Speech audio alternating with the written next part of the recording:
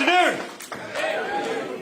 Thank you so much for joining. Thank you to Jay Moore for your support, for your leadership, for what you are doing in the state legislature. I'll say a little more about this later, but we must not, this presidential election, get caught treating the presidency like it's the only office that matters. It really matters what's going on in that state capitol, and you have turned tragedy into action, and in so many ways are standing up for what's right, and we admire and support that work that you're doing. Thank you so much to Walter Clyburn Reed and our fantastic team. I know I'm biased, but if you've interacted with our team, I hope you will agree that they are the most talented, kind, wonderful, energetic team in politics today, and we're so proud of them. I want to thank everybody for joining us here for a conversation that I hope will be long on dialogue, so I will try to keep my monologue short, but I want to make sure I share some things that are on my mind as we approach the voting on Saturday and then move on into Super Tuesday. Now, I'll begin the way I always do, which is asking voters to picture in your mind, in your own way, and as specifically as you can, what it's going to feel like on a day that is in our future, our near future, if we get this right. And that's what it'll be like the first time that the sun comes up over the low country and Donald Trump is no longer the president of the United States. Let that image sink in. I mean, it would be nice to put the chaos behind us, right? To put the tweets behind us. And I'm finding that's not even a partisan statement anymore. Not only my fellow diehard Democrats want that to happen, but an awful lot of independents and some Republicans, I like to call them future former Republicans, who we are welcoming into this movement because that's part of what it will take in order to ensure that we not only win, but we win big enough to send Trumpism into the history books along with this president. And so everything depends on getting this right. It depends on activating those who may have come to feel exhausted or depressed or discouraged, especially by watching this impeachment trial play out in Mitch McConnell's Senate. And the good news is, it's an election year, and anyone who can vote this time around has the power in our hands. The Senate might have been the jury then, but the verdict is up to us now, and it's going to fall to us to have the final say on this president and on the senators who protect him, from Lindsey Graham on through. This is our chance to do something about it. And so that's what I'm here to talk about. And I'm here to ask for your vote to help make that possible. Now, I've found that running for president is an exercise in hope and also in humility. And I know that humility may not be the first thing to lead to mind when you see somebody under the age of 40 asking you to support him for the highest office in the land. I understand that. But campaigning is about humbling yourself, going into backyards and diners and churches and asking people for their vote. At least campaigning at its best ought to be that. And I know that it is especially humbling to be asking for the trust of African American voters. Because when we are talking about that vote, we're not just talking about an expression of preference. We're talking about a vote that was hard won through blood and sweat, literally, and within living memory. We are talking about a vote that is being suppressed even as we speak, in ways from racial voter suppression in purges of the rolls to the closing of voting centers. We are asking for something that was redeemed in one of the most important movements of American history and yet has not been made equal. And we are asking it of voters who have so much at stake and whose votes have been taken for granted far too many times. And I recognize the burden of that history too, and the responsibility when asking for your vote to make sure that it is in the name of a future that we can actually live. In other words, I know that when I ask for your vote, I'm asking you to trust your life and your family's future to me. And it reminds me of the experience of asking for the votes of those in my own hometown a decade ago when I was running for mayor. As you might imagine, just as skeptical or more skeptical as voters would be today as I seek the presidency. In a community that had been brought to the brink of ruin by Wall Street corruption, by the inaction of Washington, to the point that we were actually described as a dying city in the national media. And again, the consequences of this economic destruction that had happened in our city were especially harsh for black residents. And I remember in that process of asking voters to take a huge risk on me, going to our fastest growing church, our fastest growing black church on the south side of South Bend. And after I'd shown up a couple of times to introduce myself, to get to know voters, the pastor pulled me aside and said, I like you, I'm glad that you're here, but everybody knows how to come to my church before an election. I want to see what you do next. And the reason that I'm so proud to have Pastor Taylor saying nice things about me now is that we partnered, not just showing up again and again afterwards, but actually getting things done, teaming up to deliver affordable housing and solutions for his congregants and for the neighborhood where that church stood. And in the years that I served as mayor, we were able to lift up that city that had been called dying, and in particular to do it with attention to equity. We were able to cut black unemployment dramatically, faster than what happened around the country. We were able to cut poverty for minority residents faster than what was going on around the country. We were nationally recognized for our race-informed work. We were able to invest in supporting small businesses on corridors in predominantly African American and Latino neighborhoods. We were able to deliver family leave. After seeing it talked about in the national context, we finally delivered it for our own employees. We raised the minimum wage north of $10 and set ourselves on the path to $15. And we took action to ban the box, knowing that the contributions to our community of so many who were formerly incarcerated would make a huge difference, and indeed they did. And I could talk about all of the things that we did together that we were proud of, but being mayor, too, is an exercise, not only in hope, but in humility. And we were humbled, and I was humbled, again and again, by the challenge and by the intractability of some of the issues that we face. Knowing that we have so much more work to do to confront the impact of institutional racism on our economy, on the experience of policing, on health, and things like exposure to lead poisoning in our community, knowing that we had to do more, and seeing all of the ways in which we've got such a long way to go, from the makeup of a police department, to the disparities in arrests, to a gap in wealth for black and brown families in our state. And like our country, we recognize that no one can do it alone. I think still the biggest lie that this president ever told was on the day he was sworn in when he said, "I alone can fix it." If there's one thing that you learn, certainly in public service, it's that no one this side of paradise can fix anything alone. We have to do it together. And that will be my focus, as it has been in this campaign. Another thing that has been humbling is the knowledge of the lived experience that I don't have. I do not have the experience of going in for treatment in an emergency room, as so many black women do, and having my description of being in pain less likely to be taken seriously just because of my race. That experience is playing out in hospitals and doctors' offices across the country, and as a consequence, black women are 3 times as likely to lose their lives during complications related to childbirth. I do not have the experience of having to sit down with a teenage son and have the talk about what to do if you get pulled over, or the experience of my hands tightening on the wheel when I see red and blue lights fearing for my life, rather than just wondering how much the ticket is going to be.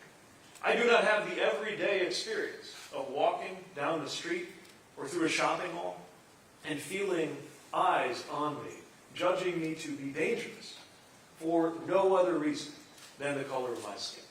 I do not have that lived experience, and I recognize that I don't. And so the next best thing that I can offer, the thing that I'm determined to do, is to listen to those who have, to show up, to seek to understand, and to ensure that those voices are elevated in our campaign and will be elevated in our administration. I'm proud that our campaign is more than 40% people of color, shaping the way we do things, not only our policy agenda.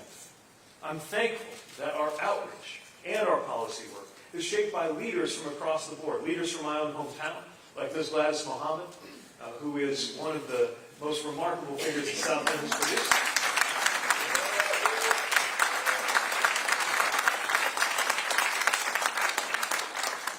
shaped by leaders from South Carolina like Representative J.A. Moore,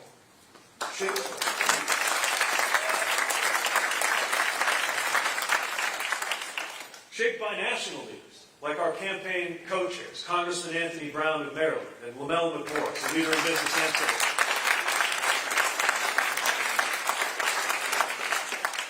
Because they are not only people who have a lived experience that they can contribute to this campaign, they're also truth tellers. And one of the most important things that a candidate and a president must do is surround themselves with people who will not only help them to understand, but be willing to say when you're not seeing something. That truth-telling might be the most dangerous thing we are missing right now in the White House. And so I am determined to make sure that that truth-telling is always around me as a candidate and as a future president. What I can personally commit is that racial justice will never be a second-tier issue in my campaign or in my presidency. That I will always show up, that I will always listen, and that these voices will be elevated and empowered in my White House. I know that I'm addressing communities that, in spite of everything, have kept faith in the future. And this is our shot, that day that the sun comes up, to reward that faith.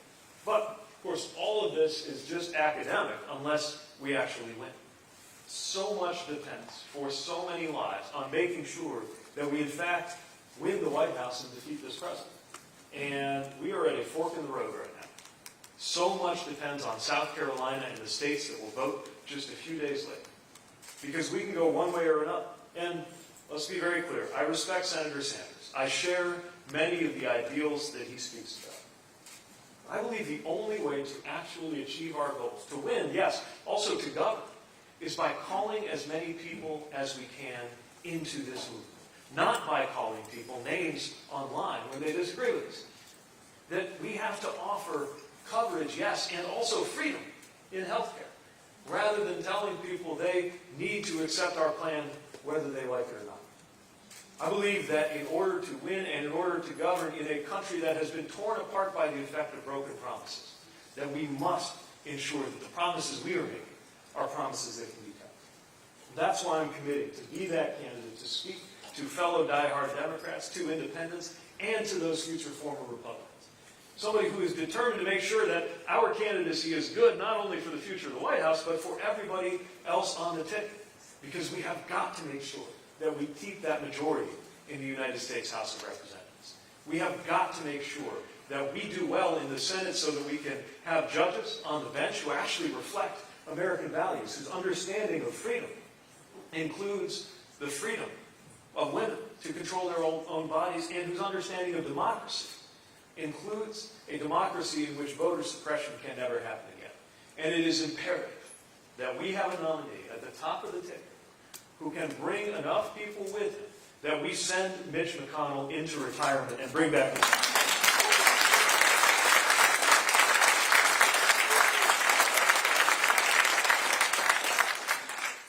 So, I am seeking to be the nominee who can defeat this president on his own terms and bring a lot of people along with us as we go. And I'm not afraid to go toe-to-toe with this president. Now, don't you think it would be a good idea for a president who pretends to talk about the forgotten people to be held to account by the one person you're going to see on the debate stage tomorrow night who's not a billionaire and who actually lives in an industrial Midwestern city? Wouldn't you like to see a president who likes to wrap himself in faith? I mean, this president, right? Cloaking himself in the language of religion, held to account by somebody who is ready to call out to fellow believers with the message that God does not belong to a political party in the United States of America.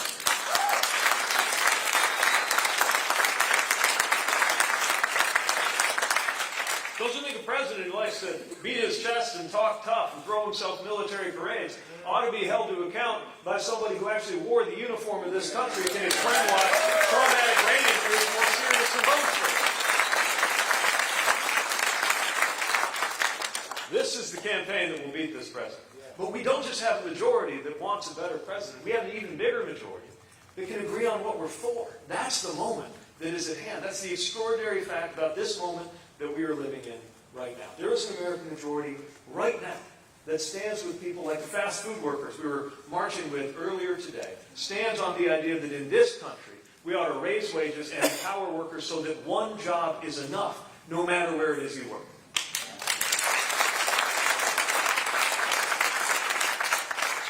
We're already a country that believes that we should make sure there is no such thing as an uninsured American, and that we deliver health care to everybody, and that when we're doing it, we're paying attention not only to physical health, but to mental health and substance use too, because so many lives are on the line.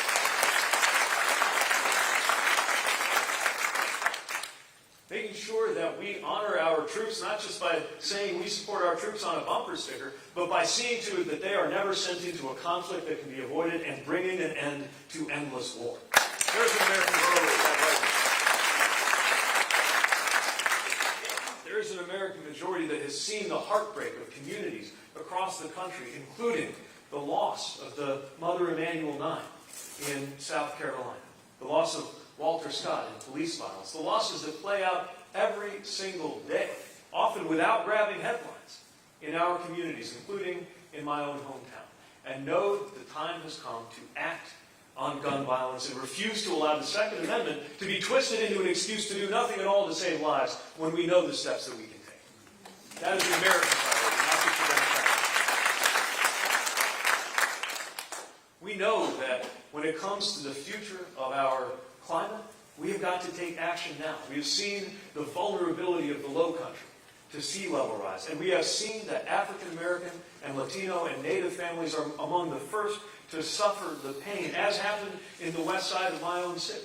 When the image that I always think of when I hear climate change is not a glacier in the Arctic somewhere, it's the look in the eyes of the mother on Frederickson Street who looked at me the night of our first of two once-in-a-millennium floods, supposedly once in a millennium, and gestured toward her 4 children as their possessions were floating by on the lower level of their house and said, "What am I supposed to do with my children? The first day of school is tomorrow." That's what's at stake in acting on climate change. And we already have an American majority insisting that we come together, do something about it, and lead the world in confronting that global security threat before it's too late. This is an American priority. We already have an American majority that is disturbed by the disinvestment from the corridor of shame to some of our biggest cities in public education, ready to support our educators, tired of seeing teachers expected to dip into their own pockets just to furnish their classroom, and insisting that the next Secretary of Education be one who actually believes in public education. How about that?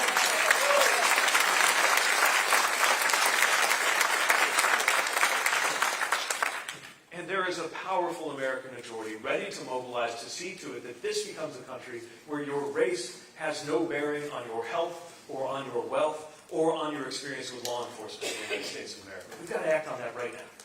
And the Frederick Douglass plan we put forward is the most comprehensive vision yet offered by a presidential candidate on how to do it. And it starts with recognizing that you can't just wipe out a racist policy and replace it with a neutral one and expect things to get better on their own. It's not going to work that way. That's why we need to proactively act on economic empowerment, invest in black-owned businesses, support higher wages and unionization for those who may not be out to start a small business but deserve economic empowerment like everybody else. That's why we've got to triple the number of black entrepreneurs in this country and build up the black middle class using the purchasing power of the federal government, which can do so much of a better job in investing in businesses and purchasing from businesses owned by those who have been systematically excluded. So we've got to pay attention to housing and recognize that there is a crisis right now so long as black home ownership is at a lower level than it's been any time since the Fair Housing Act was passed. Seeing families that have been redlined into neighborhoods now standing to be gentrified right back out of them the moment they become desirable. That is why we need a 21st Century Homestead Act to ensure that black families and those who have been excluded can invest and grow their home ownership with federal support, because that's where most of the wealth gap lies.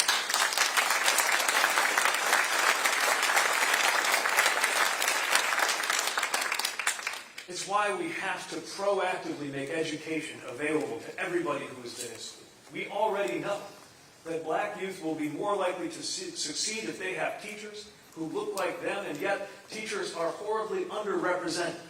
That is why we need to use Title II funding to make sure we diversify the teaching profession, and use Title I funding, which I propose we triple, to make sure more, not less, spending per pupil happens in those areas with the greatest need. This, too, is a question of racial justice, whether we're talking about making early child care and education affordable, whether we're talking about finally truly investing in our system and supporting teachers, K through 12, or investing in the historically black colleges and universities that are preparing that next generation of black entrepreneurs and lawyers and leaders and doctors. Why we need to act proactively on health care and recognize that those disparities we were talking about aren't going to go away on their own. It's why the Office of Health Equity and Justice needs to have teeth, and why we need to invest in local public health authorities too, with federal dollars, with local plans, health equity zones. Not all of the answers have to come from Washington, but more of the money should, and that's how it's going to work in my administration. These health equity concerns won't go away on their own. It's why we need to act to make sure our criminal legal system actually deserves the name of being a justice system, because it has not served up justice for far too many Americans. Whether we are talking about the racial disparities in the war on drugs, or the simple fact that we are the most incarcerated country in the world. If incarceration made a country safer, we would be the safest country on earth. It's clearly not had that effect, but it's had a very real effect on destroying lives, disproportionately black and brown lives. It's why I'm insisting that we cut the rate of incarceration in this country by half, starting with federal leadership, use of the clemency power, an end to the kind of sentencing guidelines that have built that up, and insisting that there be a backward look at all of the harm that's been done by the war on drugs, complete with expungements, so that we can allow people to get their lives on track.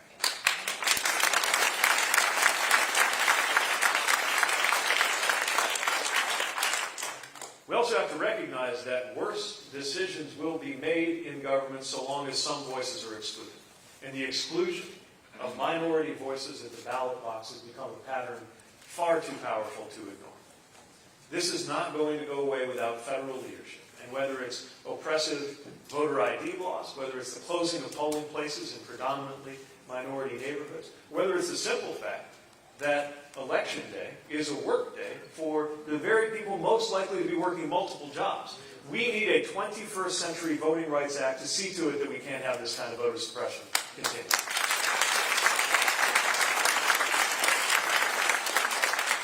And above all, we need to build a sense of belonging for the future of this country. Right now, the American experience is one of exclusion. And this president and this administration are compounding it day after day after day. Now is the time for us to insist in our policies, yes, but also in the tone of those who speak for this country, and especially that of the White House, that everyone has a place to belong. From a dreamer lying awake at night, wondering if this country that is the only one that she knows really has a place for her, to the 14-year-old from Indiana who I met at an incubator in Los Angeles, creating opportunities in technology for the next generation of black and Latino entrepreneurs, but who is dealing with racial taunting at his school right now, to the 9-year-old kid I met just the other day in Colorado,